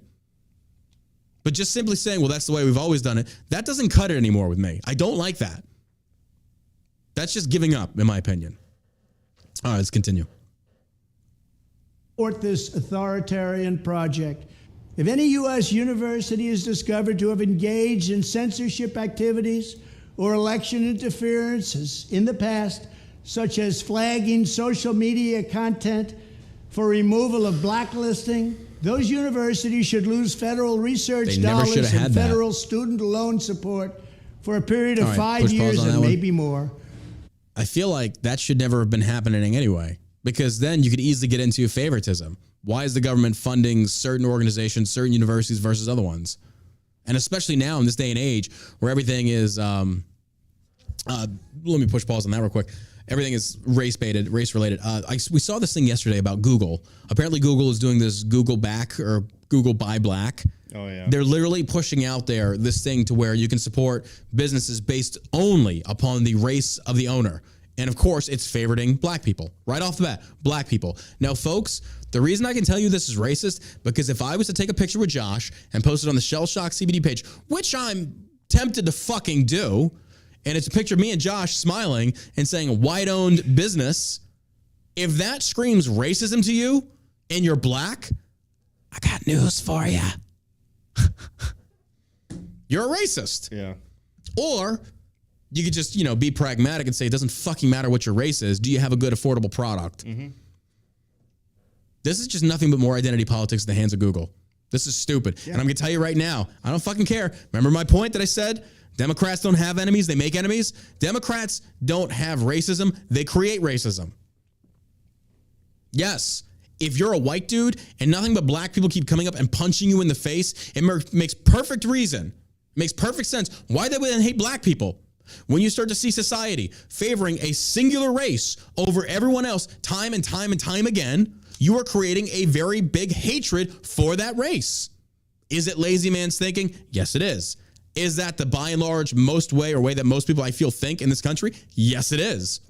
And the people that are smart enough to identify that know that and then take full advantage of that. They're not stupid, but the majority of Americans are. They don't think for themselves. So yes, they are creating racism by appearing to favor one race that it claims to be oppressed, that in reality, they are not.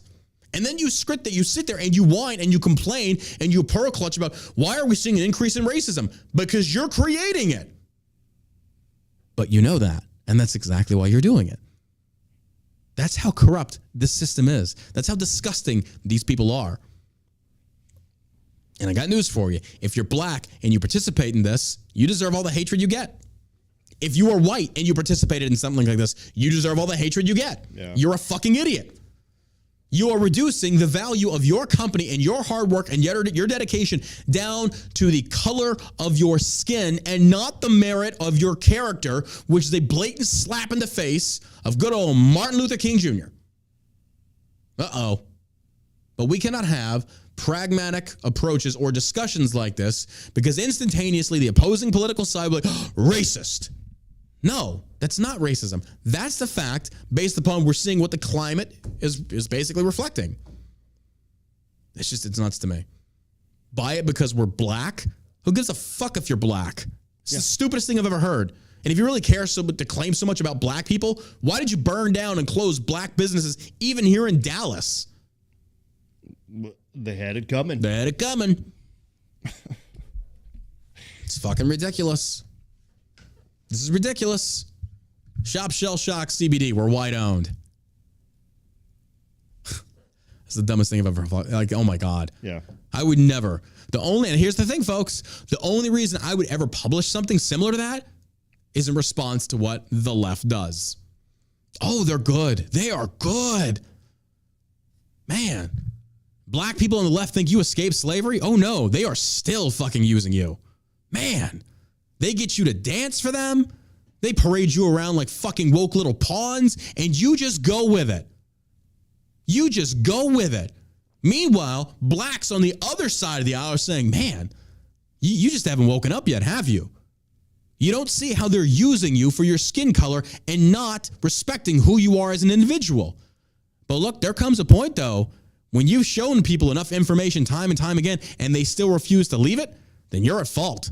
So black people, guess what? If you're on the left, you got it coming. You voluntarily stayed on that mental plantation. You don't get to bitch. That's just the way it goes. Yeah. And the reason I say that is the same people out there that are wanting amnesty for COVID, the whole COVID bullshit, and you took that jab and you're dealing with the side effects. No, I feel no pity for you because you had access to the very same information I did. You chose to ignore it. You chose to double down. Therefore, there comes a point where it's like, well, you kind of deserve it at this point. I don't know what you want me to tell you. You had the choice. You were educated. You were given access to the same information, but you chose to ignore it and remain in your little safety bubble. So black liberals, you're doing the exact same thing. So I don't have any sympathy for you. If more racism gets created, you helped create it by simply always making it about your skin color and not about the content of character or actions or whatever the case. So, good job. You're fucking idiots. All right, that's enough of Trump. I think we pretty much got the gist of it. All right, let's take some questions at this point. Again, that number is 214. Stand by. 214-817-1689. Taking calls. The number is 214-817-1689. EU threatens to sanction Musk's Twitter over temporary suspension of establishment media journalists. Once again, government getting involved. Ready? Yep, go ahead. We'll start at the beep. Hello. Hey, John, you on fire today, man. What's going on, brother? Nothing much. I was wanting to cue in on that Spaces thing you were talking about where all the reporters were getting together, man. Yeah. Wasn't that just an inside look at the sheer fucking arrogance of these people, the circle jerk of, oh, we just all agree with each other. Oh, my God. Oh, we're such victims. How could they do this to us? We know better than everybody else. Oh, my God. Man, when Elon Musk mic dropped them, when he went in there like a boss and just mic dropped them, I screamed so hard I woke my wife and child up. It's the truth. The level of just arrogance these people have. They feel like, and, you know, it would be, here's the thing. It would be different if they were actual journalists. This whole situation they created themselves. They're rich kids. It would be different if you were actual. Man, you calm down, bro. I'm right there with you. Calm down. We can't be blowing out eardrums over here. I got you. But I'm just saying that I would disagree with Elon if these were actionable or actual journalists that I feel are center of the line and report just the facts. But the fact is, these liberals have no one to blame but themselves because your biased, inaccurate, consistent reporting is what puts you in this corner. So I'm right there with you. Normally, I would say, okay, that's kind of fucked up. But no, it's through a series of years of nonstop propaganda peddling under the banner of truth or the guise of truth. They did this to themselves. So once again, the point still stands. Democrats don't have enemies. You fucking make enemies. Yep, for sure, brother. I got just one more question for you. What you got? Do you think it's possible we'll ever have a breakaway constitutional party? Because that's the only peaceful way I see out of this. No, with the way our country's going. I think it's more so that we're going to see the GOP progress with the new blood coming in. And that's why we do this podcast too, by the way. It's to try and help influence younger people on not what to think, but how to think, and then make your decisions accordingly. So I feel that if we can at least influence the next generation to be more libertarian-esque without the nerdism and the whole fucking open borders thing like the leftist libertarians push, I feel like the GOP, our best bet, it's not to abolish it, but kind of fill it with new blood and take a more progressive approach that's more in line with the Constitution. I think that's the way to combat the left even more effectively. Yeah. Well, Anna Paulina is my representative down here in Florida. Yeah. Oh, by the way, if you ever come to Florida, man, between me and Hobo Chili Maker, you'll never have to pay for a drink, man. We got you. Especially if you come to Clearwater. I appreciate that. Yeah, I fucking love Hobo. He's an active caller and listener with his in person. I know Anna. Funny as hell, man.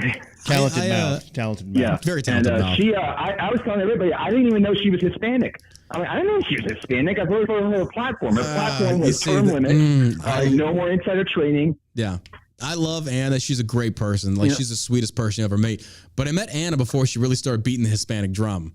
Like, before that, she was in it, but didn't really focus too much on her race. It was more along the service. And then I watched, she got in bed with Turning Point. I started seeing more and more focus on Latinos for Trump. I was like, all right, here we go. God. But it doesn't mean she's going to be ineffective. Good for her. I'm glad she won. I really am glad, because I really do feel that she's going to be. Oh, me too, man. I look at her. I think when I see Anna Paulina talking and stuff like that, she's going to be a more refined Marjorie Taylor Greene and Lauren Boebert into one, to where it's like she's going to be a hard ass but effective and not say dumb shit like Jewish space lasers. Yeah, I hope she bitch slaps the hell out of AOC. I think she will. I think she will. That'd be entertaining. Because that's going to be minority on minority. And people are going to be like, oh, shit, this is a cat fight I want to see. But thanks for your call, dude. I really appreciate you being here and being an active listener. So EU threatens to sanction Musk's Twitter over temporary suspension on establishment media journalists. The European Union has threatened to levy sanctions against Twitter following the suspension of several established media journalists over allegedly sharing private locations of Elon Musk's jet. Again, government getting involved in how a business is supposed to operate based upon what they personally don't like. All Elon has done is said, you can't dox my family. These other governments don't like that. Mm-hmm. And now they say, well, if you don't play by our rules, you don't get to operate in our country. Fine. Exactly. Yeah. Like, you don't think people can get a VPN? Exactly. You think there's... Exactly. But it's just once more, the government overreaching and not accurately, I feel, actioning or acting in the best interest of the people that put them there. You know, going back to the guy that just called in, his question, I think it is fixable. But have you ever seen that analogy where you take like a jug of water and you pour Coke in it and it turns the water all brown, but you start pouring clear water in it and eventually it filters out all the bad water. Okay. I've never seen that, but I'll take your word for it. Yeah. So, I mean, it's kind of the same thing where you Does it do the same thing with pee? Yeah, any liquid. Well, I know what I'm doing next time I'm in the bathtub. Throw up, poop, whatever. If I pee in the tub, just add more water and dilute it. There you go. Adding clear water to it or clean water to it, it filters out all the bad stuff. So I think you keep voting. I wouldn't say filter out, but it's certainly you're persistent. Yeah. And what you're putting in, and then eventually, I agree. You start to clear out some of the turds. I agree. Yeah. I think, like I said, we put new blood in there that's more progressive in certain areas where I feel we need to be. So like ditching the Constitution or trying to do something completely extreme or something like that. Like, well, we don't have to do that. Yeah. We just have to stay true to the process. Yeah. Combat the left at their own tactics. And if that means ballot harvesting, ballot harvest. Do the same. But do the same thing. It's time to start... the guerrilla warfare tactics of voting and what they've been doing to the right for the past, 20 years. Yep. However long they've been winning elections. For me, it's kind of like going back to how many cases did judges not even look at when it came to the election fraud and interference? They wouldn't even look at it. I think so that tells me that what we should be doing instead of like trying to hope that we can put in people that are going to be more neutral, it's to try and remove the government's ability to even make choices to begin with to that level. It's like reduce the level of government involvement in the day-to-day interactions of businesses and the free citizenry. I feel like that's 100% fair because as we've seen, there's a lot of liberal judges that are not imposing justices. There's a lot of like conservative judges, but I see it more so in liberals. I see it way more in them that they're not enforcing actual justice policies that are fair, I guess you could say, by the law. Hell no. So, but Elon Musk blocks links to social media rival Mastodon. And again, I love it because again, he said he's a free speech absolutist, but this is Elon protecting his interest in Twitter. And I don't blame the dude. I don't blame him. It's just so funny to see, though, because, again, I feel like right now with everything that's been happening, there is the left screaming about something they once said they didn't care about, which was censorship. Oh, that doesn't exist. Oh, now it does, and you do care. And then there's the right. It's like, but it's free speech. And then there's me. It's just like, I'm glad it's all on fire. I'm just sitting here just laughing at it all going, when this thing burns down, I think it's going to be rebuilt better. But I'm enjoying just the insanity that's happening right now. This is fun to me, especially like all the skyscrapers just shitting themselves all over the place. Yeah, they're just like crapping themselves. I'm wondering if Keith Olbermann has like slit his wrist yet. They can't believe it. How dare you? He's right. They're like spoiled rich kids. They really are. But I just imagine Keith Olbermann is just like fuming right now, somewhere in a bathtub. He's probably got like a glass of wine and some grapes. Because you know this douchebag, he's gonna church it up, sticking out of his neck. Yeah, he's gonna like whipping himself, like slit his wrists and like do it all poetic. He's like, I died as a martyr, as a result of being silenced on this digital platform. Bitch, putting his dog helmet, leather mask on. Oh my God! Monster, put this thing on. But I already know. I had a feeling that as soon as I posted that screenshot of Keith Olbermann's account being suspended, there's going to be some fucking morons like, so then you're not for free speech. It's like, oh my God, this is such a complicated issue. But it's just like I don't feel like explaining it to you because you're an idiot, and I don't want to explain myself to idiots. Like pearls before swine, I guess. No, I don't. No, I don't. There. You want to hear me say it? You want to hear me say it? Move on. Yeah. Like I have argued this point for months already, bro. I'm not going back into this because you're special needs. It's not gonna happen. It's like there's no such thing as free speech on social media, dude. That's a fool's dream. That doesn't happen. Because the best way to counter it with is just like, okay, so you thinking free speech on social media? Then yeah, like so you're okay with child porn being on that? Well, no, it's like then you're not for free speech. You're for moderated free speech. There's a difference, and that doesn't resonate with them. They don't get that. It's just like, oh, you okay? I agree. Yeah, it's yeah. It requires limitations. There's limitations. There is, and it requires some in-depth thinking. And I feel like a lot of people they hear like something Trump said is like, yes, it sounds good. It's like, but let's think this through. Take a minute, because honestly, remove the emotions out of this. All this is just more government infringement on the free market, and I don't agree with it. But anywho. And it always starts out with good interests. Or like, again, the pathway to hell is paved with good intentions. It's always good intentions. But it never ends there, folks.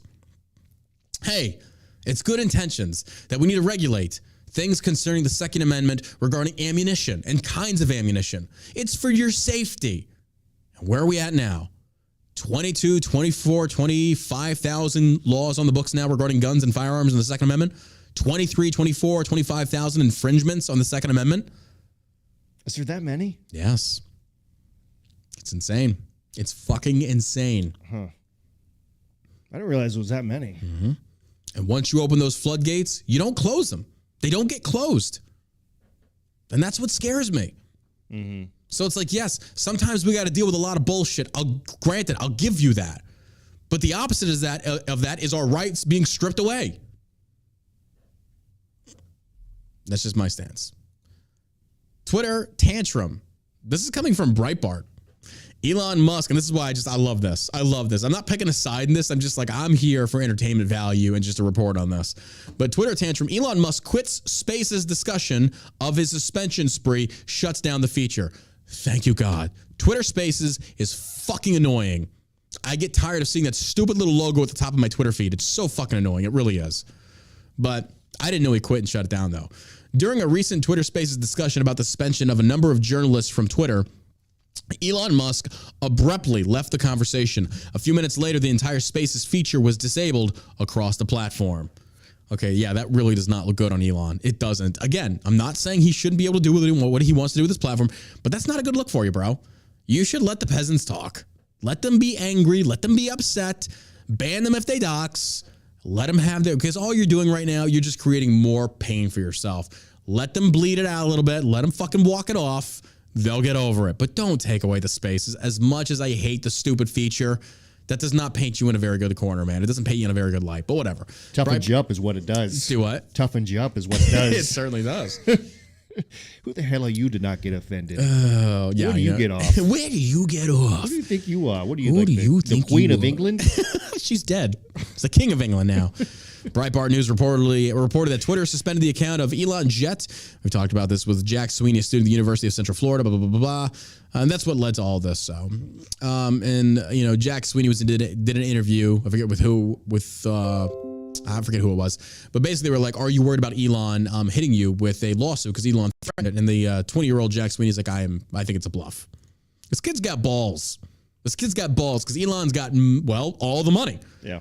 Elon could like ruin your life. And I hate to say that because it shouldn't be that way. But Elon could drag this kid through every fucking court if he wanted to and just make his life miserable. Well, sometimes you got to make an example of somebody to make sure other people don't follow suit, right? Oh, man. Yes, you do.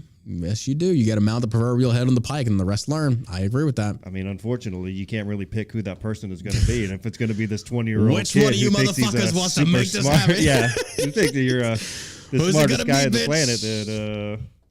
That's what you got to do. You got to find the biggest motherfucker in prison. You got to walk right up and you got to suck his... beat his ass. You got to beat that dick right off. You got to beat it off with 2 hands.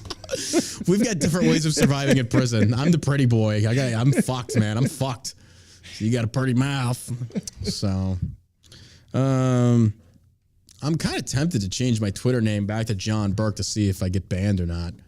Oh, you just can't take it. I can't take it. I know. The Juan Burke thing people love, but it's hard to find me. It's hard to find me. Oh, by the way, this happened today. I got notified. Defiant Dad, that Brooklyn Dad Defiant douchebag. Yeah. He got shadow banned. He posted about it. Awesome. Couldn't happen to a better guy, a nicer guy. Oh, bro, I hope he suspends his account. I hope Elon suspends that douchebag's account. It's because here's the thing. They don't have voices in other platforms to the extent they have on Twitter. It's like, ban these cocksuckers. Yes. Nobody's following this guy over to Tribble. Mastodon? Dribble? Mastectomy? I don't know. What's it called? Because the beautiful thing about this, folks, is what's going on right now with leftist social media.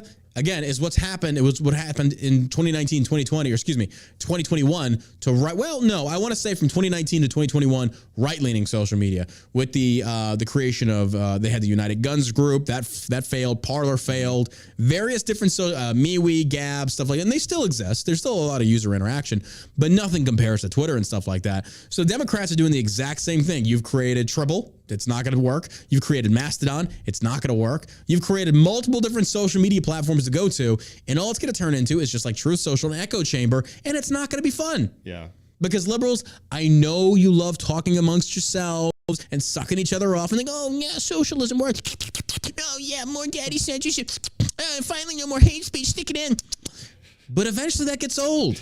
The darkness needs the presence of the light just as much as the light needs the presence of the darkness. Without it, there's nothing that makes you special. There is no darkness without light, and there is no light without darkness. And honestly, I'm not going to lie. I get a lot of sexual pleasure derived from trolling you little fucking retards on Twitter. I really do. To include you Truth Social neocon fucktards on Truth Social. Jesus. It's like, okay, I know you want to respond to me, but take Trump's dick out of your mouth before you do so. I can't hear you over the gargling of a shaft. It's annoying. That's all it is. I will say in that video that he just put out about the Digital Bill of Rights, his skin tone looked good. It looked pretty good. Oh, my. You're no help. More bronze than anything. Trump, it wasn't his orange. Yeah, he was less Cheeto. He was more tan. Yeah. Good for you. Good for him. Good for everybody. Nice golden bronze nice color. Nice golden hue. Whoever sprayed him down did a good job on that one. Bro. Bring him back. I need to see him come out in a golden little wreath. What is that thing called that the emperor? Not a tiara. It's the golden the wreath that emperors used to wear back in Rome. It has an actual name, but it was the wreath around the head that signified greatness and shit like that. Trump needs to walk out there wearing a golden one. That'd be fucking hilarious. A toga. A toga. That'd be great. He's probably been to a toga party in his time. Yeah, absolutely. Absolutely. The life that dude's lived, 100%. 100%. But last but most certainly not least, a federal judge stops Joe Biden from ending Trump-era Remain in Mexico policy. This is the same policy that Gavin Newsom came out there and said. I think it's Title 42. Is that the one they're talking about? Yep. Excuse me. Even, again, McGinnis comes out there and says, we're fucked. We're fucked. So once again, proving that a lot of Trump's policies actually worked. Newsom, I'm sorry. I'm thinking again. Gavin Newsom. He came out there, like in yesterday's episode, we talked about that case in California will tank. We can't handle that. So Biden, or a judge refusing this, once again, showcases this Trump policy, even though that most leftists consider it xenophobic, works. Because when you mix your emotions with economics is going to trump every single time. Every single time. Bro, I can't understand how people are living in California, how they can afford it. Bro, that makes two of us. That makes two of us. The taxes that these people have to pay, and they're like Medicare for all, they're handing out $600-700 checks to homeless people along with and transgenders. They get their own money now too. Yeah, it's true. As long as you're a transsexual, you can have a monthly income. Yep. And where they're passing out drugs, needles. Yeah. I just don't know how you do it. Yeah. This is what they tolerate. And the cost of living. They tax everybody on everything. Yeah. I think most people that live in California have said that basically they're there because they can't afford to leave. I could see it. Like you either can't afford to leave or you're super wealthy. Yeah. But even like Joe Rogan left. Yeah. Fucking Twitter. Or excuse me, Elon. Elon left. I definitely think Elon is going to... Mark Wahlberg left. I think Elon's going to pull Twitter out of Silicon Valley. San Francisco? I think that'll be I think he's going a pretty big blow to He'd that be smart city. too. Yeah. Not in a good way. Not in a good way. Oh my God. Well, that ends it for today. Well, that ends it for today's episode of the All American Savage Show podcast. It is Friday, folks. We done. We made it through this week. We got it. We there. Hey, before I forget though, on a serious note, don't forget to enter into the $1,000 mattress giveaway. We're doing this right now. It lasts until the end of the month. You yourself can go sign up. Pardon me. I'm still getting over this freaking cold. You can go sign up to win a free $1,000 mattress and $500 gift card to Shell Shock CBD. What do you got to do? Just go sign up on the website. That's all there is to it. We do not send your information to anybody else. This is kept completely private, completely here. We don't sell it. We don't sell our lists, but you can go sign up for this on the website I'm giving to you right now. There you go. Go sign up for the viral sweepstakes. I'm spamming the link in the chat room so you guys can go click and go sign up. You got nothing to lose. Again, if you win, we're going to notify you at the end of the month by email, and then we're going to find a location close to you, and we're going to say, hey, go pick up your $1,000 gift card to this mattress store, and then here's your $500 gift card to Shell Shock CBD. That's it. No, Laurel. Thank you. Laurel was the name of the thing. Yeah, excuse me. But there's the link. What are you waiting for? Go sign up. Stop fucking around. Get out of here. Go sign up for a free mattress. What are you waiting for? It's a great deal. Got anything to add, my man? Yeah, you guys have a great weekend. We will see you bright and early Monday afternoonish. At the crack of noon. At the crack of noon. And as always, you stay savage, America.